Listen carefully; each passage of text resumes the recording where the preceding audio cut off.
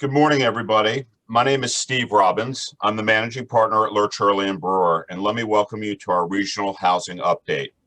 Our land use group's annual event looks a little different this year, as do most things in 2020, without our egg sandwiches, coffee bars, productive mingling, and the stage and podium. But nonetheless, we are extremely pleased to bring together a number of leaders in their fields to discuss the state of the housing industry in our region. This really should be a great program. As many of you know, Lurch Hurley is a full-service law firm, which means that we not only can handle your land use and real estate needs, but also have experts to help guide you through business, tax, and corporate matters, assist in employment matters, litigate when necessary, assist in commercial lending and bankruptcy matters, estates and trusts, and even handle family law issues and disputes. We have 15 land use attorneys with Chris Rulin at the helm as our group chair. We represent national, regional, and local clients in Montgomery and Prince George's counties in particular. We also have 10 real estate transactional attorneys who work with developers, property owners, investors, and institutional clients throughout Maryland, DC, and Virginia.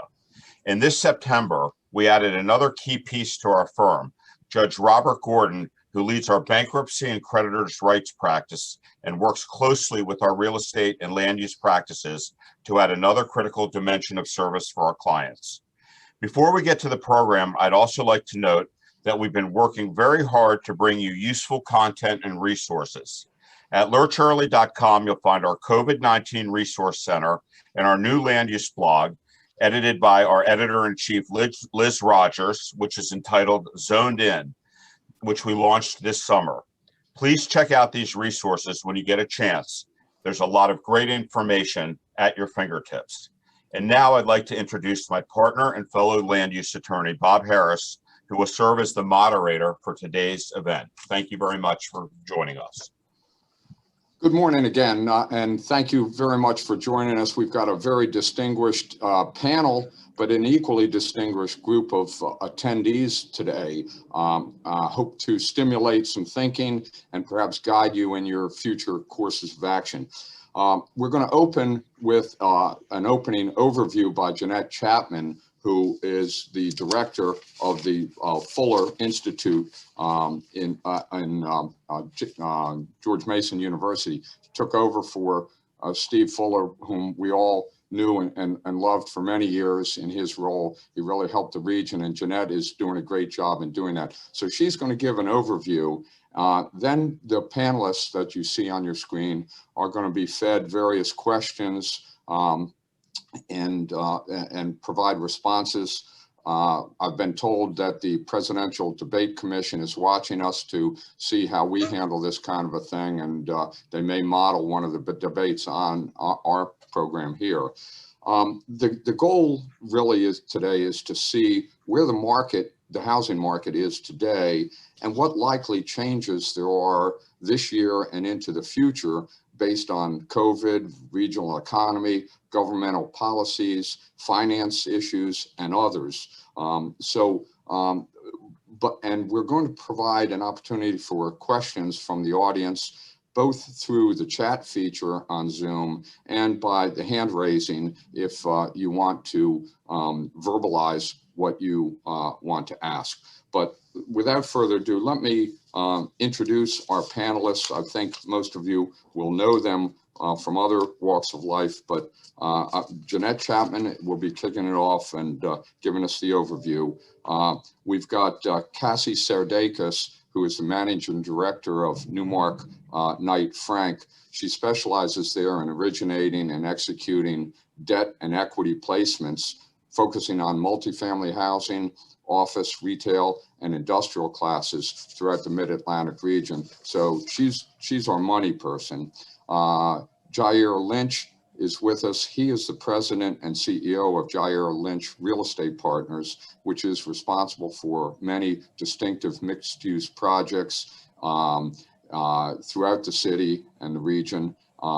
These include infill residential, commercial, retail, and institutional projects involving new construction, renovation, and historic preservation. Dave Flanagan is with us as well. He's the principal and president of Elm Street Development, which is a privately held real estate development firm operating in the Washington, Baltimore area. Dave also is a principal of Craftmark Homes, a home building company, and Legend Management, an apartment management company. Philip Kroskin is with us as well. Philip is a senior vice president of real estate for Sunrise Senior Living, an organization throughout the country with which many of us are familiar. Sunrise has, under his direction, opened 15 projects, has 11 under construction, and is under contract on an additional 32 locations in the US and Canada. So he brings that senior perspective to us. That is the lineup today. And again, we welcome questions, but let me turn it over to Jeanette to paint the broad picture for us. Jeanette, take it away. So good morning, everyone. I am going to cover all things housing in 10 minutes. And I'm actually going to start with the pandemic because that is the major issue of the pretty much the year. We have lost an unprecedented number of jobs. That's the word again of the year, ahistoric being another one. As of the middle of August, we were down about 6% of our job space. That's about 200,000 jobs. The leading industry when thinking about the pandemic is the leisure and hospitality industry. This includes restaurants, accommodations, and entertainment. They were down about 50% of their jobs as of May, and since have recovered somewhat and are down about 30% of their jobs as of the middle of August. This sector overall is accounting for about half of the regional job losses. So when you think about the pandemic story, it really is a leisure and hospitality story. The rest of the industries have also fared fairly poorly, with the exception of federal government, which has a temporary census bump in it. We have the decennial census. And so don't read into that as being a fundamental change. That's temporary. The professional and business service sector, which is our largest sector, is probably a more important long-term industry to focus on. The losses in this sector are hyper concentrated in administrative and waste services, primarily temp services. So temporary employment services get thrown into this category, and they're driving the job losses here. By contrast, the professional, technical, and scientific services, that's what we think of as our white-collar jobs, did not decrease. They have not decreased during the pandemic, and we're actually adding jobs in that subsector. Now, for that subsector, one of the most important things that isn't shown in the job changes chart is what's happening sort of within the job landscape. And that is, for our white collar workers, we have sent them home. Again, as of the end of August, more than half of households in our region had a worker that was teleworking because of the pandemic. It's closer to 55% in the Washington region. That's significantly more than the US, but also basically any of our peer metros. When you think about the knowledge service economies, most of them sent a really large number of their workers home for the pandemic for safety reasons and because they could. And we are well above their rates as well. And this is one of the things that I think many people are watching carefully when it comes to what's going to happen with both housing and the office market moving forward. For 55% of our region's household, they now have a completely different jobs home situation. And the potential for changing this going forward could drive longer term changes. Now, I do want to, though, back up to some of the more fundamentals before I sort of forecast what could happen. One of the main issues that we kind of are glossing over in the pandemic is the reason that we have major hyper-concentrated metros to begin with. And that is because they tend to be more efficient economically, and there tend to be very large spillover effects. And I'm old enough to remember back in the early 2000s when the internet was going to flatten the world. That was the line of the first half of the 2000s. Sort of what was going to happen economically was that the benefits of being in a major metro or in a major city were going to weaken according to the predictions of based off of the internet, and that it was no longer going to be as necessary. Now, we forgot the economic fundamentals when we did that line. And what happened was exactly the opposite. Major metros actually had faster rates of job growth, had faster rates of income growth, personal income growth, and became spikier. So that sort of was the flip. War wasn't flattening, it was becoming spikier. And this was happening in spite of the benefits that the internet would allow for other metros.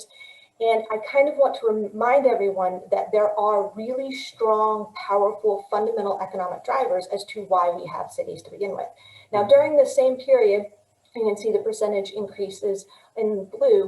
The number of housing units that were being added in these metros was on the decline, basically. It wasn't keeping pace with any of the other fundamentals. And this is both within the Washington region, but also within basically every major metro in the US and internationally. So this is not a story unique to us. This is just part of the fundamental changes that have been happening over time. Now, within the region, there's also some discussion about whether or not things will shift around. Now, we have economic clustering at a national level, but we also have it locally. And the black dots show where essentially the clusters of white collar workers are. And if you kind of think about what each of these corridors do, there's actually a subcluster within each of these little lines. If you go out 270, it's biotech. If you do sort of Dulles corridor, you can see the DoD and some headquarters functions. And the clustering happens partly because of some of sort of non-economic reasons like zoning or sort of networking. Brokers sort of tend to push people towards the same kind of corridors, but there's also an economic reason for clustering within regions. There's efficiencies and there are benefits for really even corridor level clusters. So when we're thinking about what the pandemic might do, it's changing, it's sort of an extra piece of this equation. And that's one of the reasons why that I tend to be a little bit more skeptical. I think we will move more towards shift work, and I think that will change some of our space utilization rates.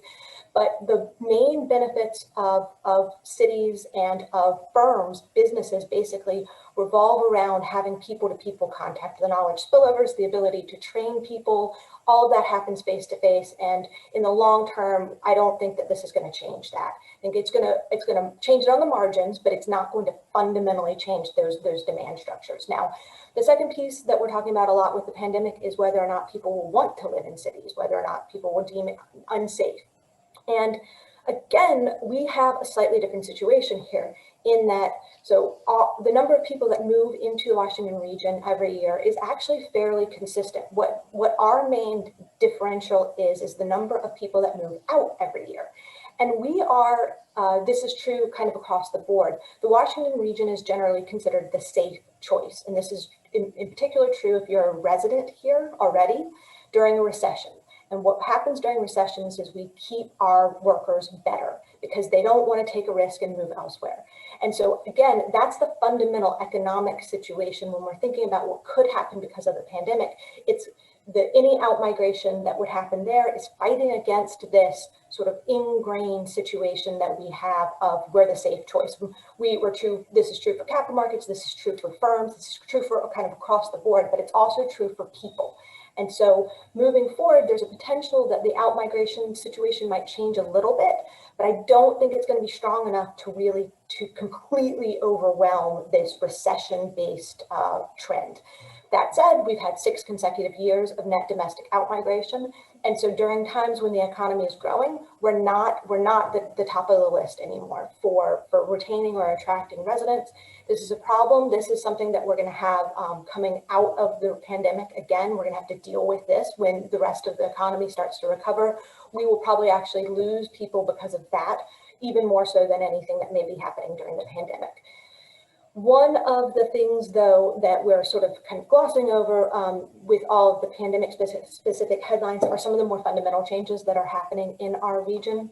And the biggest one here is demographic. You can see in this chart the distribution of people by age in 1990 and in 2018. And the fundamental change over the last several decades has not actually been the number of young adults. We focused on them because it's the new trend, but the thing that's actually different is the number of older adults that we have living in the region. And these are primarily baby boomers who stayed. They came in the 1990s and sometimes earlier, and they just have aged in place. These this cohort, this generation is primarily consisting of owners at this point, and they are in their houses. Many of them have paid off their mortgages or have just a little bit left, and they don't have a whole lot of impetus to move. So that's actually one of the major differences now compared to prior decades. It's a little bit counterintuitive to think about population growth being driven by aging and existing people, but we're used to having a larger turnover in this cohort that frees up resources for younger generations in past decades. So there's more turnover, there was more volatility in that cohort. And one of the problems is that it's being combined with essentially, we're going on 15 years of post housing bubble lows for new construction. And multifamily construction has picked up a little bit, but it's not nearly enough to compensate for the loss in the single family and the townhome loss that we experienced starting around 2005, 2006. So when you look at rent distributions by some building types, the 10 to 15 year mark is when housing costs rents tend to cycle down. And so one of the things that we are really hitting the very beginning of is there's no stock to filter down right now because we haven't been building enough. Clearly, we haven't been building enough in the last 15 years. And there's actually some evidence to show that we weren't really keeping pace prior to that. One thing I do want to point out in this chart is that we didn't really have an aggregate of run up in unit production in the early 2000s like other places did. Obviously, by certain locations, there was excess stock, but in aggregate for the region overall, you can see that those lines are fairly consistent, even going back to 1980. And so we're in the strange period where we're right at the beginning where we're going to start to hit the lack of supply affecting actually the filtering of housing costs.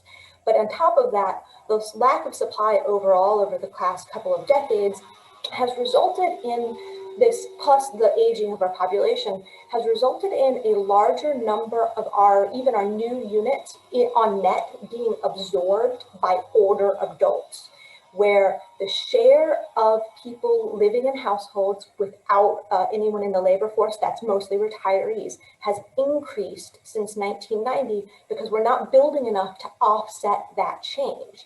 And so when we think about some of the jobs to housing ratios, that changes the landscape fundamentally, where if you're just looking at jobs, you're actually underestimating the needs on housing units.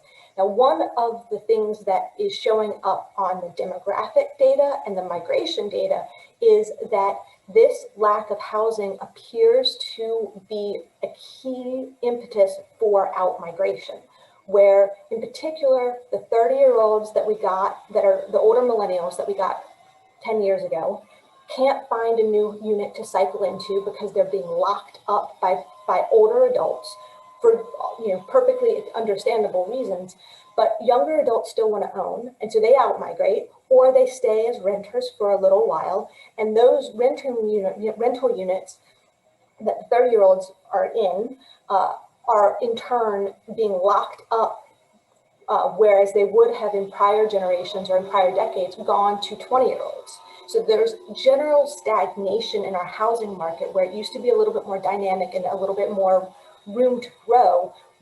The combination of the demographics and the lack of new supply coming online has created a sort of a lock up there that's actually resulting in people leaving because they can't find the unit that they want. Now, going forward, it is very likely that the pandemic will affect us into 2022. That's really when the economy is going to pick up. You can kind of ignore the lines on this chart a little bit because the absolute recovery won't really take effect until 2022. There's a lot more uncertainty in these forecasts than usual. And one of the things that will slow our recovery in general is if people are nervous about how either we handled it or about the future of another pandemic.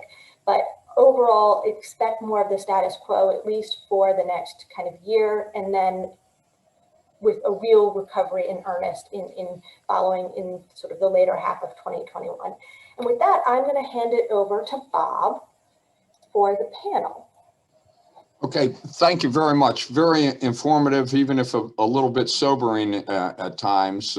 Better to know what is ahead of us than to live in a false world. I should have said at the outset that this program is being recorded, and all of those who are attending it can get a copy of the recording, and Jeanette has agreed to provide her PowerPoint as well. So you'll be able to follow up on it later. So I want to start off with a kind of a broad question in terms of regional demand. Jeanette touched on that, but a year ago in September, the Council of Governments said that by their calculations, we needed not only the 245,000 housing units planned throughout the region, but an additional 75,000 by the year 2030. And I'm curious to know if the panelists, without getting into detailed numbers, whether they see that as correct at that time, and based on what Jeanette has said and you're seeing now, how accurate is that for the future? Maybe we'll start with Dave Flanagan, if you don't mind, Dave. Sure. Bob, I don't think the pandemic's changed anything with the longer term analysis of our housing crisis. I think it's real. It hadn't gone away. It's not going to go away. And it will continue. And what's been fascinating is the reaction to those COG numbers and the response. It's been fairly pitiful from the local governments. As far as I know, there's only 2 governments that have adopted the numbers and tried to do something about it. So no, I don't see that that demand changing at all.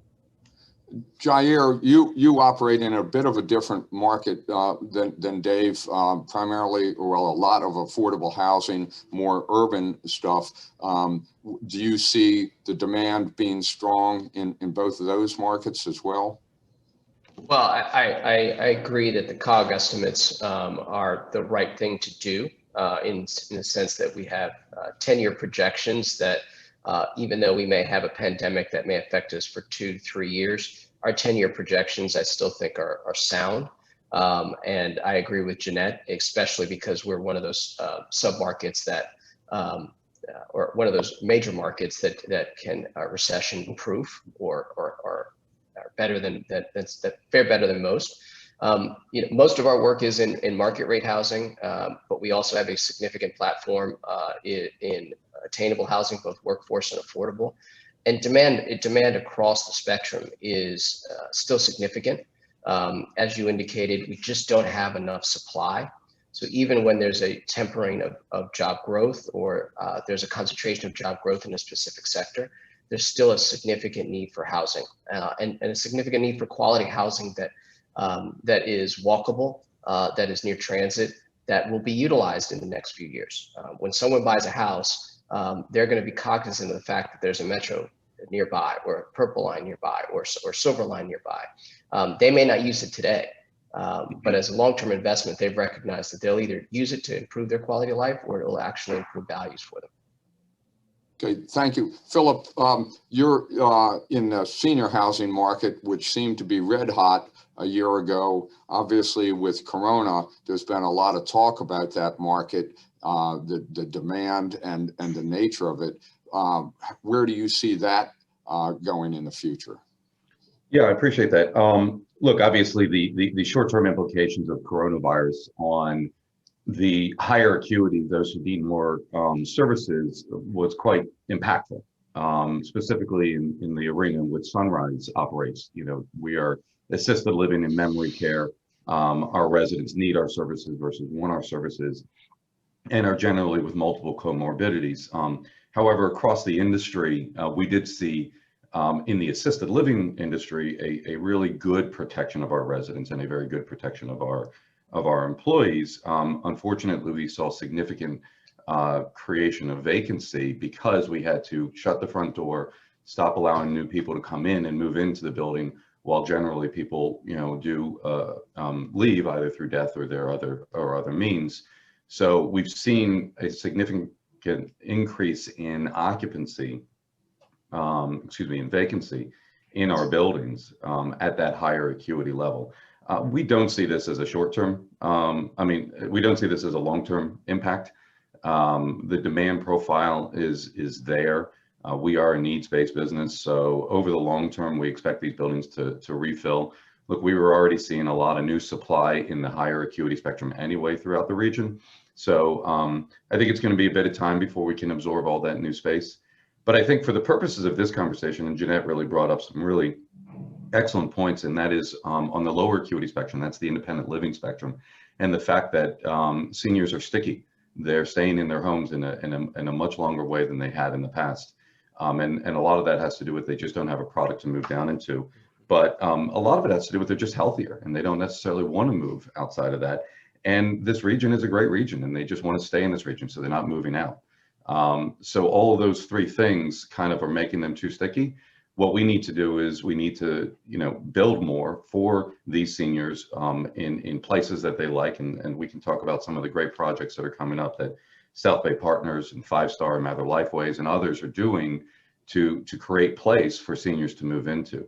But I think that we all on this panel have a very similar problem, and that is land use policies are not even remotely keeping up with the demand that's there, and it's suppressing the supply, which is creating, in Jair's comment, also a difficulty in providing for affordable as well. Thank you. Our Lurch Early platform in terms of land use is primarily Montgomery and Prince George's counties, but clearly we're part of a larger region. At times over my career, I've been jealous of other jurisdictions where they were more active, and at times I've been proud of ours that we were, a leader in many respects. Just a few years ago, a book was written that declared the suburbs dead when everybody was looking to move to the city. But I saw an article in the Washington Business Journal last week that identified the 25 best housing markets in the Washington region, and the vast majority of them were in the outer suburbs or mid suburbs. And I'm wondering, Dave, you work throughout the region and in terms of all types of product,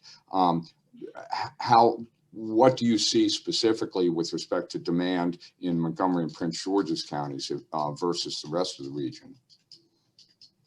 Well, I will tell you that the COVID response to for housing has been unbelievable. You couldn't have made it up. Our sales this summer is the strongest they have ever been for our company. Unbelievable response for the suburban PUDs, more starter housing, affordability. So I've never seen it so strong. And so basically it's all working. The further out you go, there are certain price points. So it's been phenomenal reception. Our challenge is how do we meet that demand? Because so many counties, especially in Maryland, are just shut down. You can't get new approvals in Frederick, Howard, Anne Arundel, not much in Charles. You're just shutting the state of Maryland down. So Montgomery and Prince George's actually are they're starting to look good compared to the other Maryland counties in terms of getting approvals, which is sad, very, very sad. But they're still tough. But I'd say the only one the county that has a reasonable supply-demand balance is Prince George's. Cassie, none of this happens without money. Everyone always wants to know what the bankers and the financing people think about the market. When you and I spoke last week, you shared some thoughts with me about that.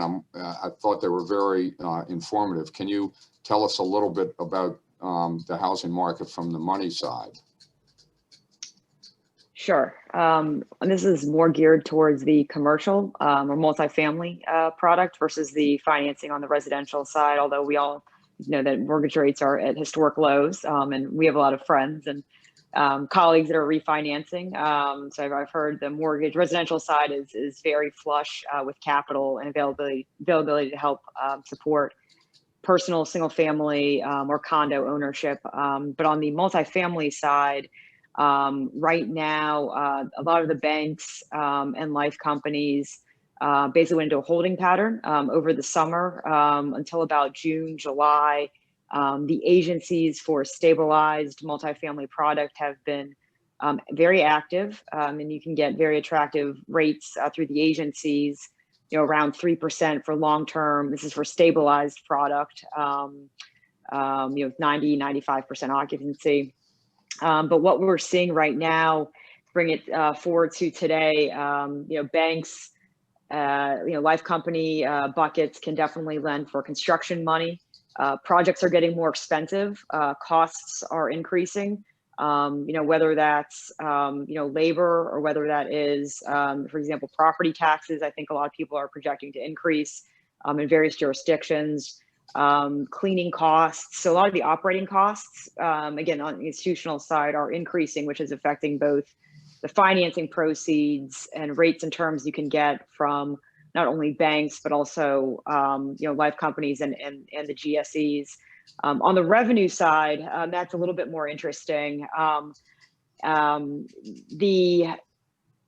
of the jurisdictions, government mandates, have tried to, stop or slow evictions, prohibit rental rate increases.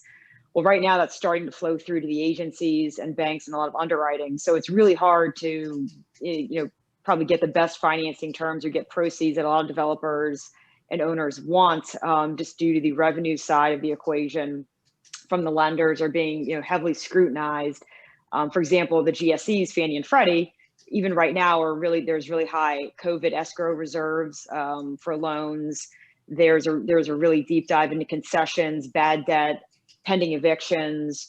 So all of those revenue items will essentially limit the amount of underwritten cash flow that a lender can then price, use their metrics to price the loans and give the owner proceeds. So we think there's going to be a pullback, and banks are seeing even more. Banks are getting much more conservative with loan to costs on development projects, on requiring recourse. So I think we're still kind of in the early to mid stages of how this is going to play out on the financing markets. Even though rates are super attractive and really low, it's becoming tough to see, even on the institutional side, who can get this money and at what terms. But those are some of the challenges and just some of the insights that we're facing right now on the commercial side. Yes, Jair. If I could jump in, yeah, we've seen that. I mean, we did about $250 million worth of acquisitions in the first half of this year, and on par for another $150 million. And we are playing in that space with GSEs. We just secured a master credit facility. And I always want to make sure that in conversations like this, that we are providing the real connections, because I find that that the government folks aren't recognizing kind of the triangle that happens between property and seller, buyer and investor, and regulatory. And it's not just in development where that triangle doesn't work effectively, but it's also in income producing properties, which is going to be very important in terms of maintaining existing stock and making sure that it works and is functioning and providing quality housing for the residents of that jurisdiction.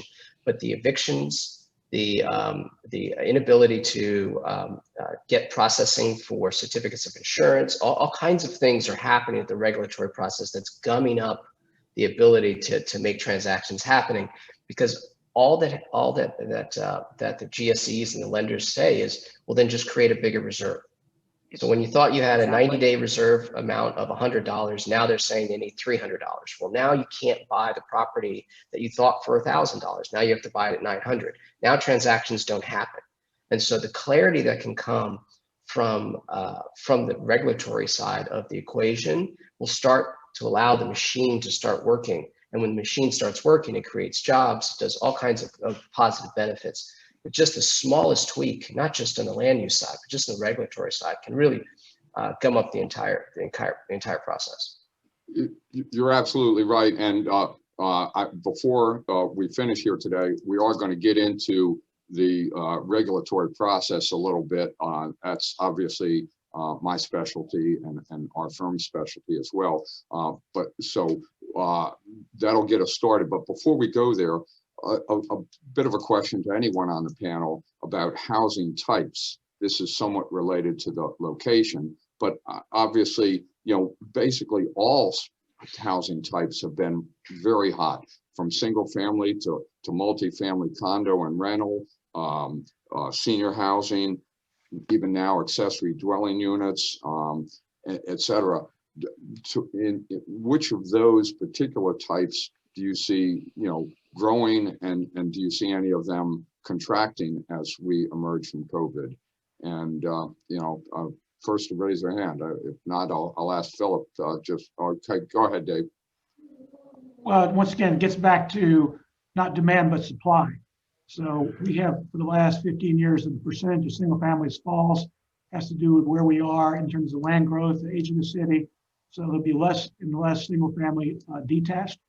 Townhouses have been increasing in percentage. That will continue, but the future really for us is more a European model, a lot more multifamily, condos, apartments.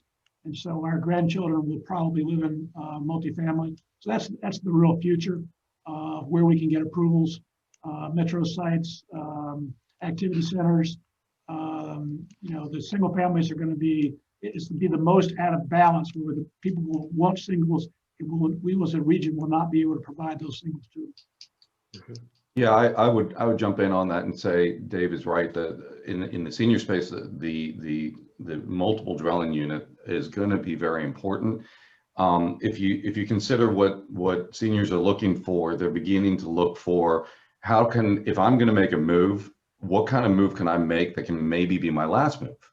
Maybe I'm recognizing intelligently and with maturity that my home may not be the best place for me to be able to age in place. But if I move into a large independent living building where it's got universal design in the apartments, where there's other people of my generation that can help me and assist with me, where the potential to bring in-home healthcare, where there may be a therapy room built into the building, where if I need someone to help cook for me, it's built into the building.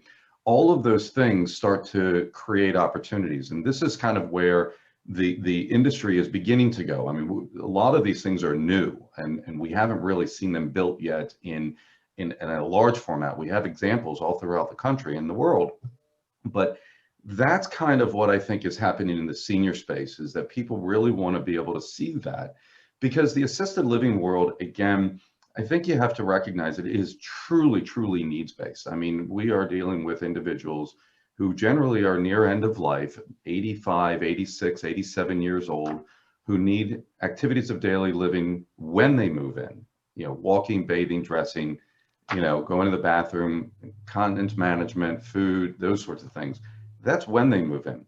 For the dialogue of this conversation, which is how do we create a flow through of additional housing from bottom all the way through, we need more of these larger independent living buildings that are going to attract the seniors to move out of that, as Jeanette was saying, that sticky housing that they're stuck in, to create more vacancies for the younger generation to move up. But we've done this before. I mean, it was only 15 years ago when we started recognizing that we needed to provide more amenities in Class A multifamily buildings. And so we started creating, movie rooms and extra hotel suites inside an apartment building. And it was all because we were changing the way the customer viewed at what their space and what their lifestyle was going to be like.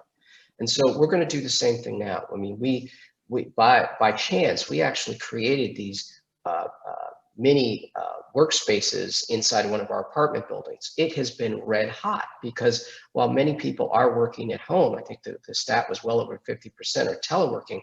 You don't always want to telework from the exact same space or your bedroom. And so to have a space inside an apartment building that allows for that, we're going to make all of those adjustments in and around the kind of kit parts of the apartment. And I think we're going to be up for the challenge. I think there are a lot of great designers out there. And then our customers, as you know, there's no more top-down approach in terms of telling the customers what they want. Now it's a bottom-up, a real-time approach of understanding what the customers need, and we design appropriately. So I think we're going to be able to design different types of multifamily, different types of condominium that hopefully unlocks some of the stickiness that we've all been talking about. Yeah, and I mean, we can already see that, Jair, with some of the multifamily buildings that are coming out of the ground that are age, dedicated, and that is larger units. and trying to get those individuals in large storage areas in the basement they're building in, because they can't get rid of all that furniture immediately. It's going to take them time. But yeah, they don't want to go into a one bedroom. They want to go into something that has more space. So it's a combination of both those things. Plus, I would add one more thing within our space.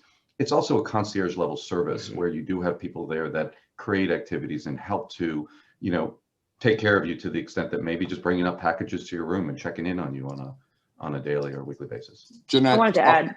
Oh, go ahead, Cassie. I just wanted to add just one stat, couple stats from Newmark, our research in terms of the supply, which I found fairly interesting.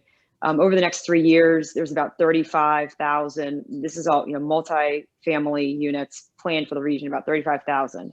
There are almost as many units planned in the entire planned or under construction of about 6,000 in the Capitol Riverfront, DC, the ballpark area. That is almost the same number as in the entire suburban Maryland corridor, you know, area that we cover.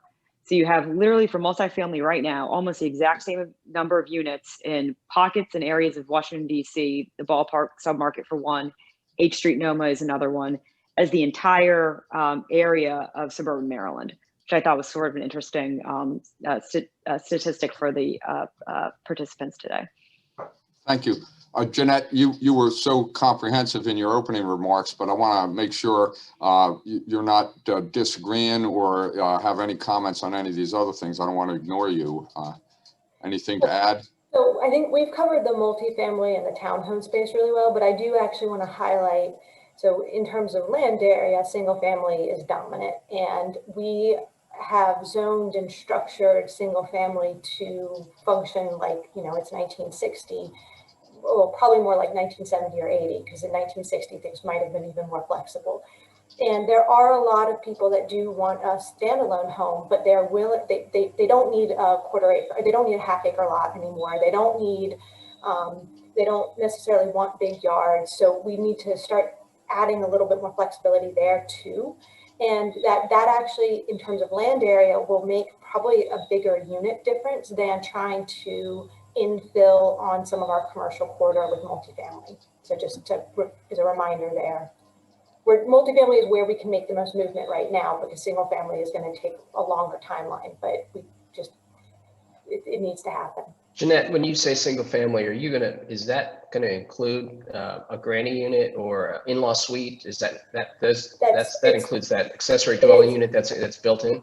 It's everything it's in some ways it's actually the missing middle of housing types is what we're kind of shorthanding it as. Anything that's not a McMansion or a 50, you know, a 10-story building. It's anything in that space is really where it can go is very limited, and much of that can go on single family zoning without feeling different. It's just that's not how we've done that. We did it in the 50s. We just don't do it now. David, back to you for a moment. Certainly there's been tremendous attention on the urban infill and the transit-oriented development. It seems to me that there is a case to be made for the strength of the outer, you know, suburbs or, you know, non-transit oriented suburban demand as well, perhaps fueled by the work from home phenomenon, the aging of Generation X and Y or whatever. And my belief on that is partly triggered by a report I saw in the Washington Business Journal about the hottest housing markets in the area, many of which were out the Dulles corridor. What are you seeing in terms of the townhome and single family demand, you know, in areas that may be more than 5 miles or 10 miles from center city? Yeah, I think the supply demand balance is like I said, it's off the charts. You know, the inner cities was oversold, that was going to be the future of everybody. You know, there's still a school crime problem, and you know, these millennials now are having kids. There's definitely going to be pressure for them to get out to the suburbs where it's considered to be better schools and safer. So that's not going to go away, but there's more interest in approving new projects closer in. So they're going to try and go out and then compete against everybody else is trying to go out to the suburbs, and prices are getting extremely high. That's why we're doing more 3-bedroom apartments. The lack of supply from the government officials is going to kill the American dream for a lot of folks. So they're going to be an awful lot more in the future, long-term permanent renters. So we're doing more 3-bedroom apartments. They will never be able to afford to buy a house in our region, and sad but true. So we're trying to accommodate that in the projects that we're working on to these folks that are going to be priced out of the market due to the supply-demand imbalance created by very poor land use. You also have, I mean, just generally, I mean, Bob, you mentioned it, but you go out to Loudoun County, I think the statistics, somebody can correct me, I think they only have 3,000 potential units left. They're out of land. They've just, I think we're just running out of land in this region, and that is causing a problem in and of itself. So not only are we running out of land throughout the region, but in the places that you want to backfill, now you have what David was just talking about, we have regulatory issues, you have, Kathy was talking about the cost issues. So there's just so many things that are driving this supply-demand imbalance, but certainly land is one of the challenging ones for us. There's not a site that I'm developing now that isn't a replacement of something. And as a result, I mean, it's taking years for us to get entitlements, but everything is a replacement. I don't have any raw sites. Yeah, on the commercial side, we have a lot of clients that are doing, adaptive reuse and turning office buildings into apartments, and it's been challenging. Again, to get the approvals, get just again in time, just hurts deals with the increased cost, increased uncertainty, tougher to get financing, tougher to get an equity partner. But I think if there was more flexibility for true adaptive reuse, whether that's older buildings, conversions, expansions. I know I live in Fairfax County, and there's challenges, with certain locations for a private owner for a single home.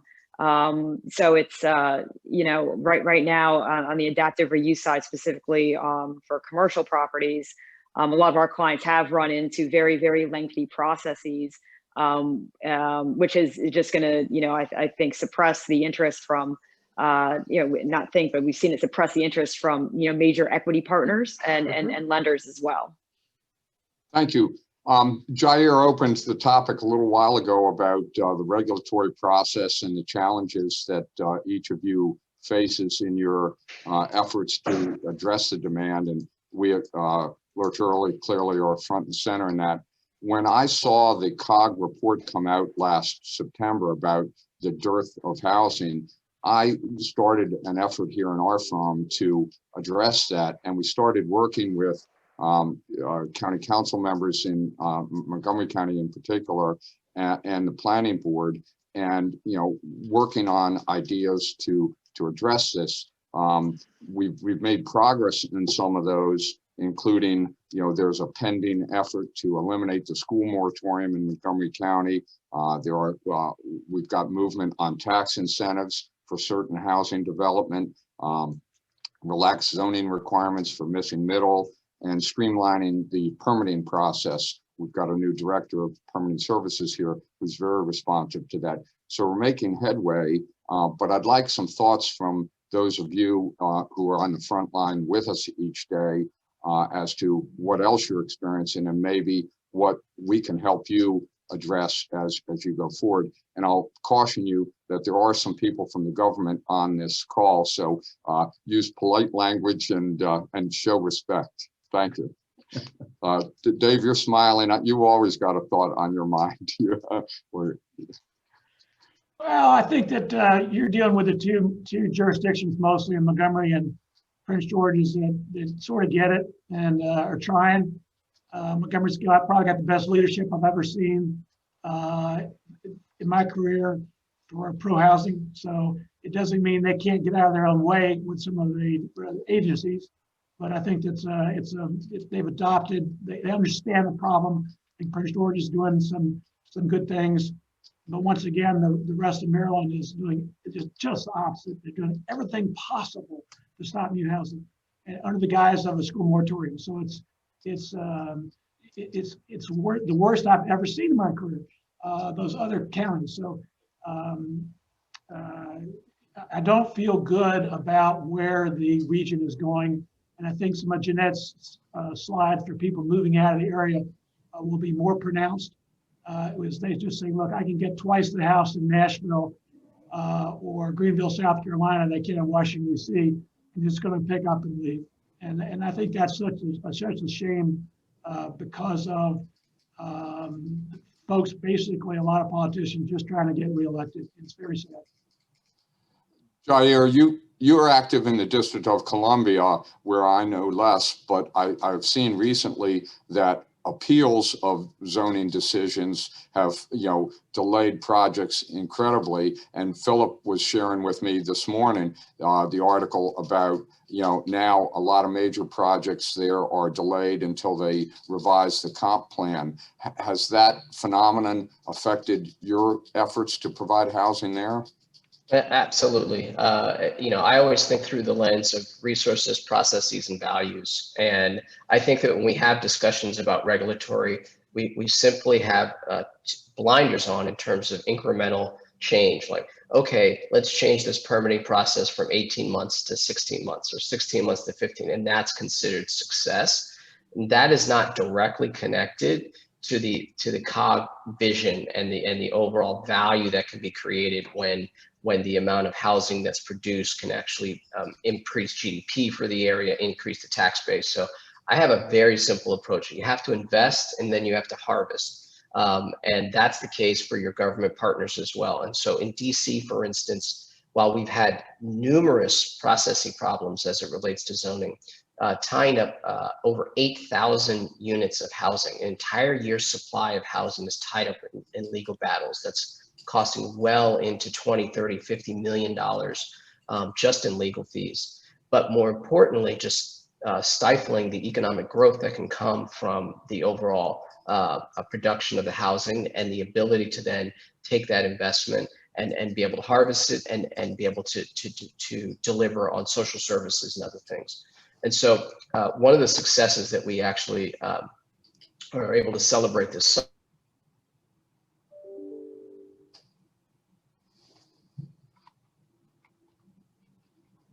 Jair, I lost you. Is your audio still on? we were able to push through a middle income housing program in which private sector developers would tie up sites, make 100% of the capital investment. And 4 years later, once a project is completed and a certificate of occupancy is secured, the project is able to get a property tax abatement that then produces 1/3 of the units to be at workforce levels at 80% AMI.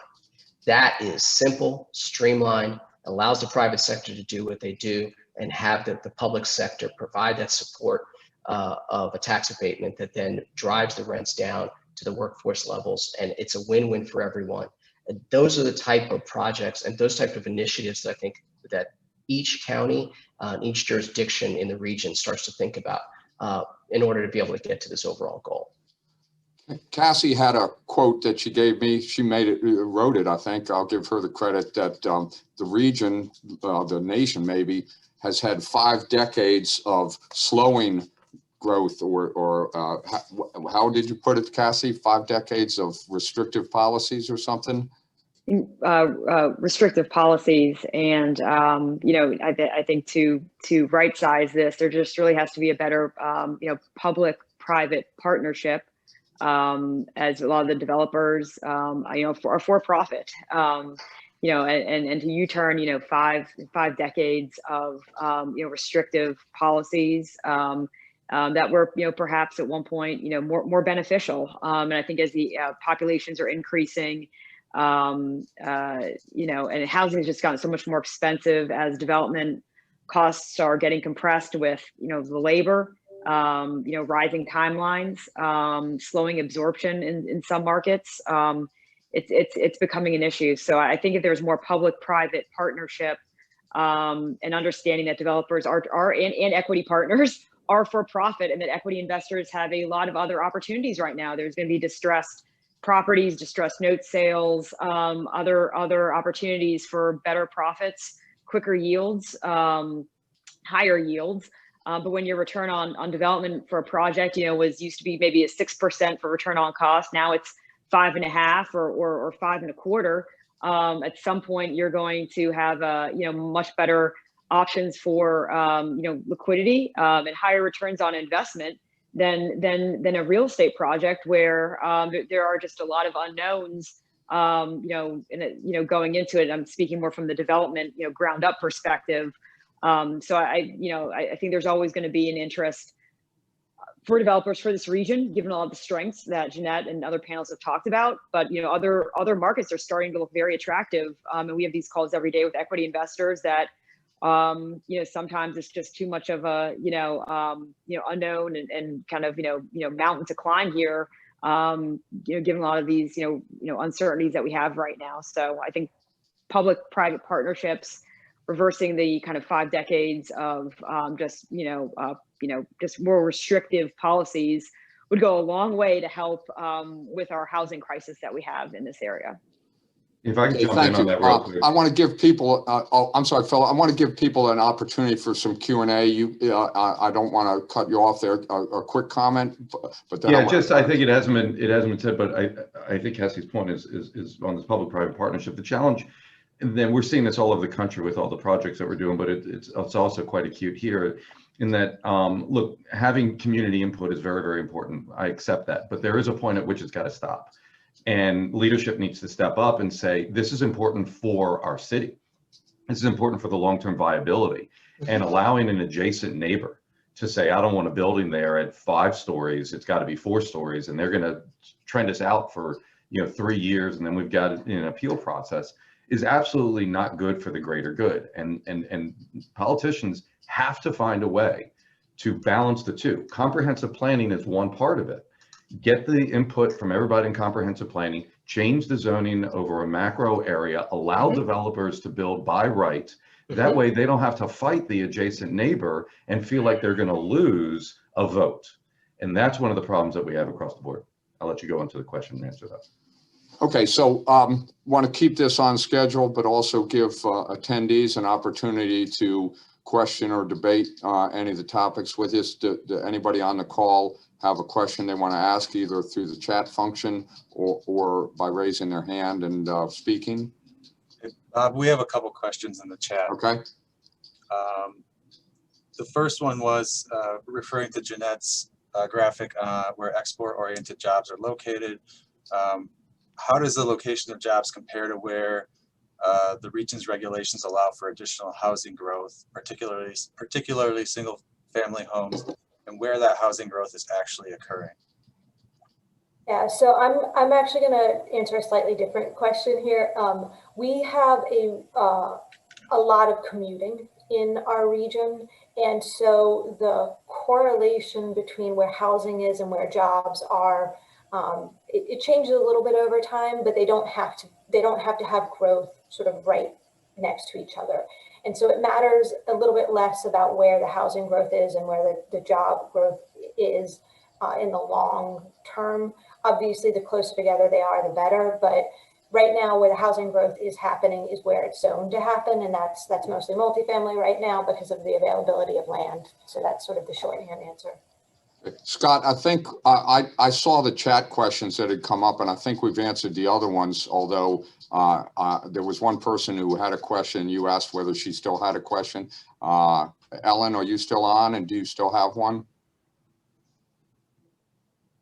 Looks like she dropped off. She dropped out. Okay. All right. Well, on the regulatory side, at the risk of looking like a brown noser, I have to applaud some people in our county, in Montgomery County, our planning board chairman and the entire planning board, and both Councilmember Reamer and Councilmember Friedson really are trying to address the kind of things Jair, you mentioned, David mentioned, and Philip mentioned in terms of the regulatory process, and we've been working with them. I will send to those people on this call a list of measures that we've been advocating for in order to address those things, and welcome people to participate with us in that effort, both with ideas and with manpower if necessary.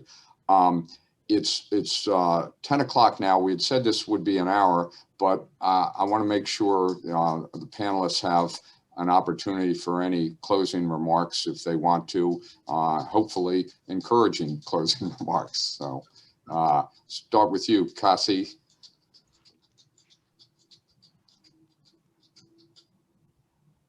Thank you. I think that this area, I mean, I'm born and raised here, and I think this area has a lot of attraction for people to grow up through their numerous stages of their own life cycles and family. And I do think that this is can be more than a transitional home for a lot of people,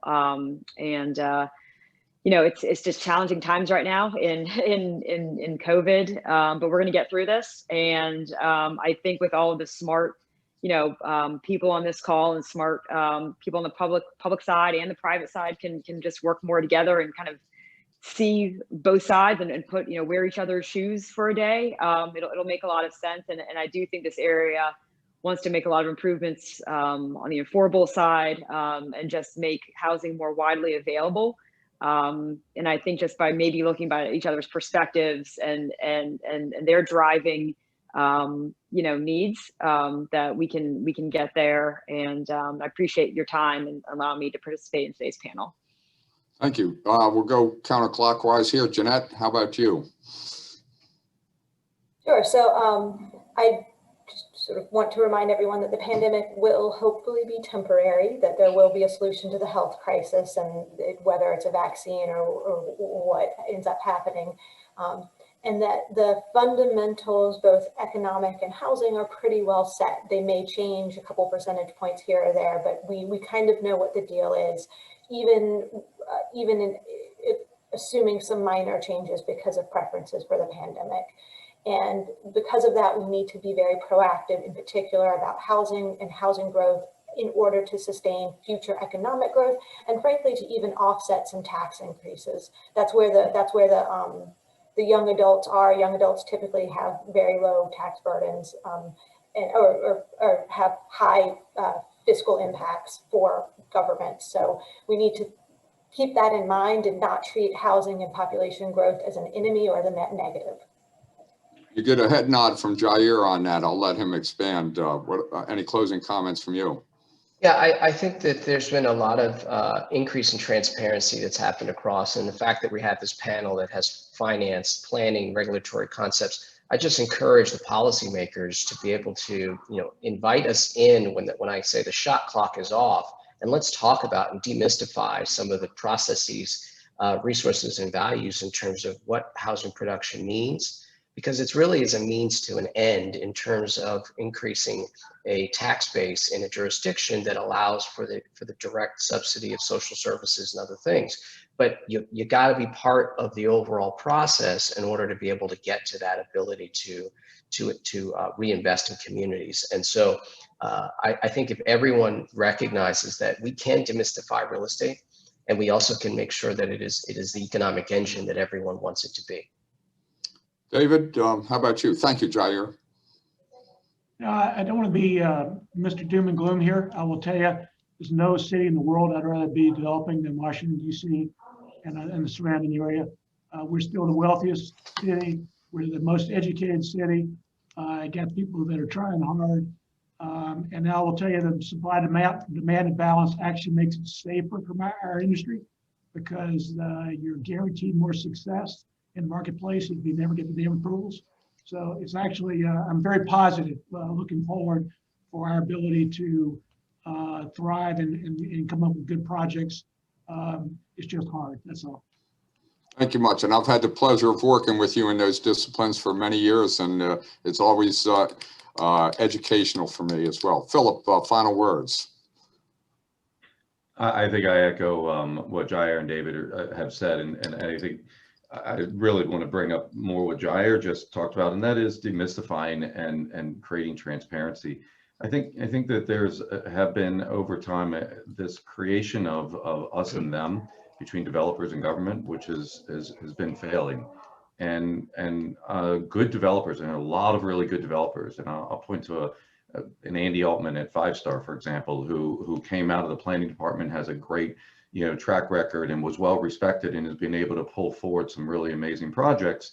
If you can align yourself with the planners as a developer, and they see you for what you're doing, and you see them for what they're trying to do, Jerry, you're absolutely right. I mean, that's how progress really is going to happen here. Okay, thank you very much. I want to give applause to our panelists for joining us. We're all learning how to deal with this Zoom meeting format, and it worked well through your knowledge and professionalism. You shared a lot of good thoughts. I have a page and a half of notes that I've taken, that I'll take to heart and take to our respective governments. But again, thank you very much for joining us, and we all learned a lot. Have a great day. Thank you. Oh, Jeanette, did I give you? No, I did. Yeah. Okay. Never mind. Yeah. Okay. Goodbye. Thank you, folks.